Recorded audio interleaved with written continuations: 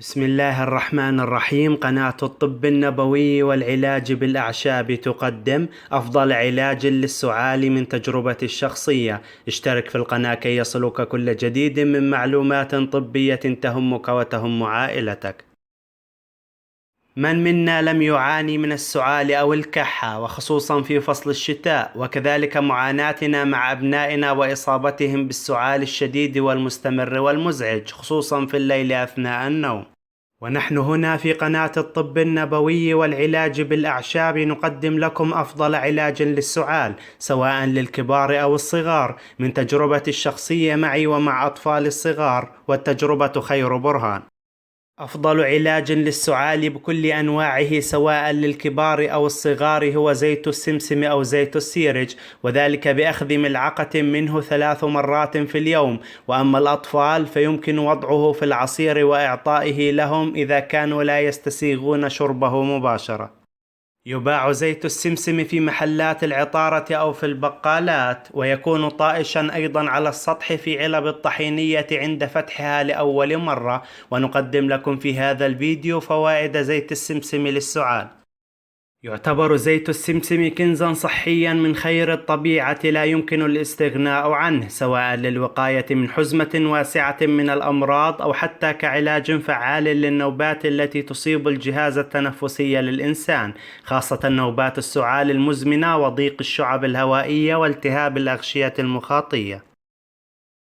يقول الأطباء أن نوبات السعال والشعور بالرغبة في الكحة وتراكم الإفرازات المخاطية الثقيلة وهي البلغم في القصبة الهوائية والصدر ينتج عن عدة عوامل، منها التدخين المفرط والتلوث والتهاب المجاري الهوائية، وكذلك الإصابة بنزلات البرد والالتهاب الرئوي.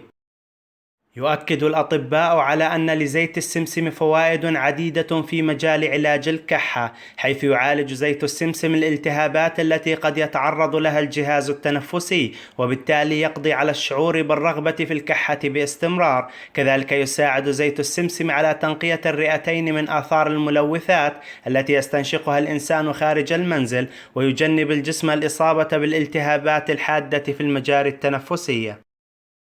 فوائد زيت السمسم واسعة، خاصة لقتل الجراثيم والبكتيريا في الحلق، ويمنع الكحة لدى الأطفال، وهو مضاد طبيعي لالتهاب الحلق، ويهدئ السعال والبلغم المتجمعة خلال نزلات البرد.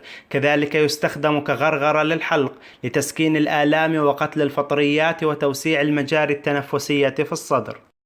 يستخدم كنوع من العلاج والنكهات الغذائية كما ورد في المخطوطات الهندية القديمة، ورائحته منعشة وقوية، ويسمى زيت السيرج، والذي له قيمة غذائية عالية وأحماض دهنية ومضادات الأكسدة. كذلك وجود تركيزات من البوتاسيوم في زيت السمسم تكافح تراكم الإفرازات المخاطية الثقيلة، وتساعد الرئتين والمجاري الهوائية على التخلص منها بشكل سريع.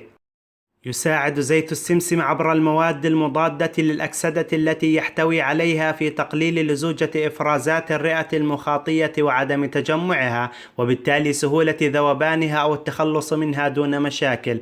كذلك يعمل على توسيع الشعب الهوائية، مما ينتج عنه مساعدة الأكسجين في الدخول للرئتين وتحسين عملية التنفس، وذلك يؤدي للتخفيف من شدة السعال والكحة. يعالج زيت السمسم السعال المزمن الذي يصيب كل من الأطفال والكبار، نظرا لما له من خواص فعالة في التخلص من خشونة الصدر والرئة وتهيئة الرئتين لعملية التنفس بشكل طبيعي والقضاء على الربو.